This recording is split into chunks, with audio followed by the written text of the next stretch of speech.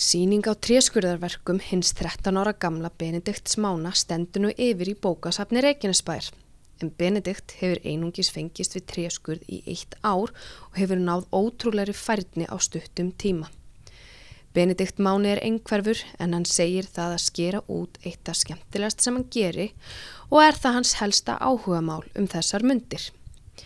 Víkurfréttir hittu Benedikt á bókasafni Reykjanesbæjar og spurði hann aðeins út í sýninguna og tréskurðin. Í hillunni þá eru alls konar gömlu kallanir sem ég býr til og líka sem ég gerði bara ekki heldur hinn og fullt af ykkur sem ég að æfa mig, gera hunda og svona og líka fyrsta kallinn minn og fyrsta hundinum og svo svona katthamarserð sem ég bjó til og þegar ég fekk jólagjöf á þessu ári þá fekk ég svona olíu og fleiri verkfæri og það breytti kallana. Nú eru þau svona miklu flottari og já. Hvenær byrjaðirðu að tálka?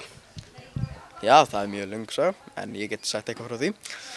Þegar ég var 12 ára, áður að jólin voru að koma, þá horfði ég á jólasögu sem var gert í Finnlandi, hún getur Christmas Story, jólasaga.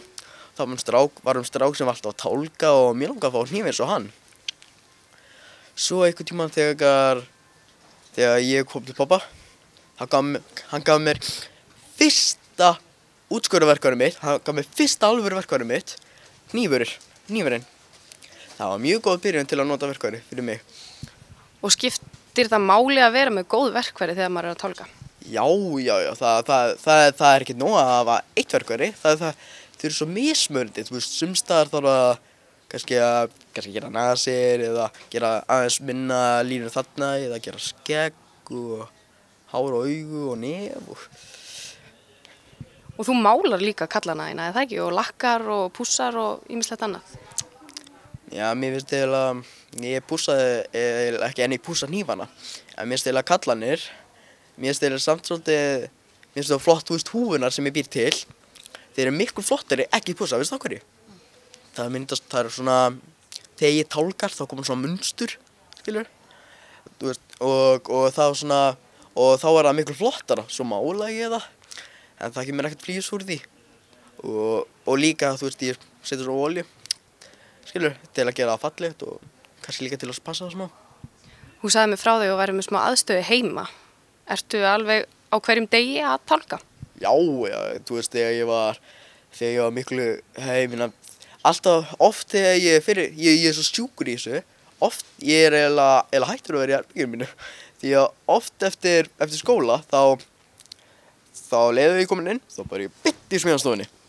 Þú sagði mér líka frá því og væri ofta að horfa á myndbönd á YouTube. Færðu ykkur hugmyndir þaðan eða hvaðan færðu hugmyndirnar að fígúrunum og köllunum? Já, ég horfi á hérna á YouTube, en já, stundum sé ég, þú veist, hvernig nefið lítur út á svona eðlilegu manneskju og líka hvernig oft er ég að horfa á stundum að glápa á fólk og ég sé oft hvernig nefið lítur út, skilur.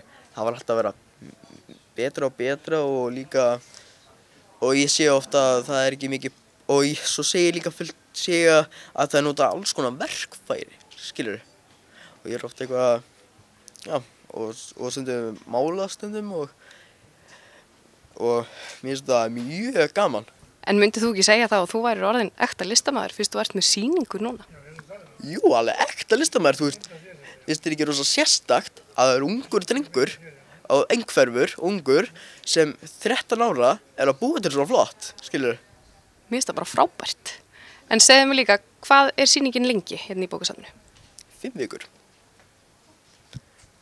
Verið velkomin í Hljómahöll, þar sem fullkomin aðstaða fyrir árshátíðir, veislur, ráðstefnur og viðburði af öllum stærðum og gerðum. Við þjónustum þinn viðburð frá A til Ö. Nánari upplýsingar á hljómahöll.is